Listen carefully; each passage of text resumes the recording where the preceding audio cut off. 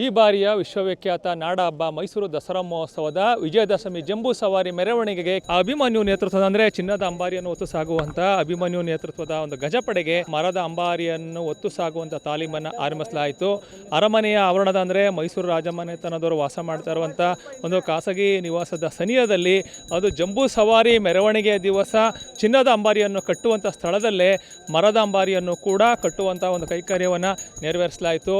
ಆ ಒಂದು ಆನೆಗಳಿಗೆ ಪೂಜೆ ಮಾಡ್ತಾ ಬಂದಿರುವಂತಹ ಅರ್ಚಕ ಪ್ರಹ್ಲಾದ್ರವರ ಒಂದು ಸಮ್ಮುಖದಲ್ಲಿ ಸಂಪ್ರದಾಯಬದ್ಧವಾಗಿ ಅಭಿಮನ್ಯು ನೇತೃತ್ವದ ದಸರಾ ಗಜಪಡೆಗೆ ಒಂದು ವಿಶೇಷ ಪೂಜೆಯನ್ನು ನೆರವೇರಿಸಲಾಯಿತು.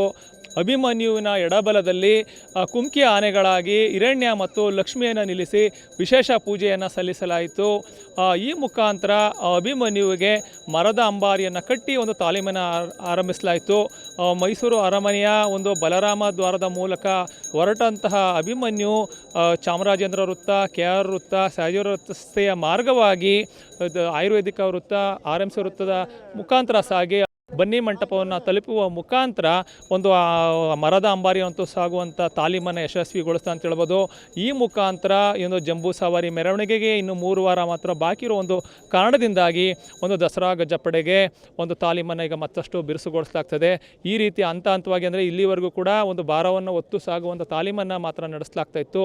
ಇದೀಗ ಮೆರವಣಿಗೆ ಜಂಬೂ ಸವಾರಿ ಮೆರವಣಿಗೆ ದಿನಾಂಕ ಸಮೀಪಿಸ್ತಾ ಇರೋ ಒಂದು ಕಾರಣದಿಂದಾಗಿ ಮರದ ಅಂಬಾರಿ ಅಂದರೆ ಇದು ಸುಮಾರು 250 kg ತೂಕವನ್ನು ಹೊಂದಿದೆ. ಅದರ ಜೊತೆಗೆ ಮರಳಿನ ಮೂಟೆ ಭಾರವನ್ನು ಹಾಕಿ ಮೂಟೆಗಳನ್ನು ಹಾಕಿ ಸುಮಾರು 650ರಿಂದ 700 kgವರೆಗೂ ಕೂಡ ಅಭಿಮನ್ಯುವಿಗೆ ಒಂದು ಭಾರವನ್ನು ಹೊತ್ತು ಸಾಗುವಂಥ ಒಂದು ತಾಲೀಮನ್ನು ನಡೆಸಲಾಯಿತು. ಇನ್ನು ಮುಂಬರುವ ದಿನಗಳಲ್ಲಿ ಅಭಿಮನ್ಯುವಿನ ಜೊತೆಗೆ ಬೇರೆ ಬೇರೆ ಆನೆಗಳಿಗೂ ಕೂಡ ಒಂದು ಮರದ ಅಂಬಾರಿಯನ್ನು ಹೊತ್ತು ಸಾಗುವಂಥ ತಾಲೀಮನ್ನು ನಡೆಸಲಾಗುತ್ತೆ. ಈ ರೀತಿ ಈಗ ದಸರಾ ಜಂಬೂ ಸವಾರಿ ಮೆರವಣಿಗೆಗೆ ಈಗ ಆನೆಗಳನ್ನು ಸಿದ್ಧಗೊಳಿಸುವ ಒಂದು ಇದು ಕಾರ್ಯದಲ್ಲಿ ಕೂಡ ಅರಣ್ಯ ಇಲಾಖೆ ಸಿಬ್ಬಂದಿಗಳು ನಿರತರಾಗಿದೆ ಅಂತ ಹೇಳ್ಬೋದು.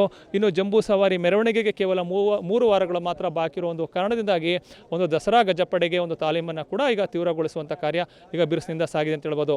ಕ್ಯಾಮ್ರಾ ಪರ್ಸನ್ ಅರ್ಜುನ್ ಜೊತೆ ರಂಗಸ್ವಾಮಿ, ಪ್ರತಿನಿಧಿ ನ್ಯೂಸ್, ಮೈಸೂರು.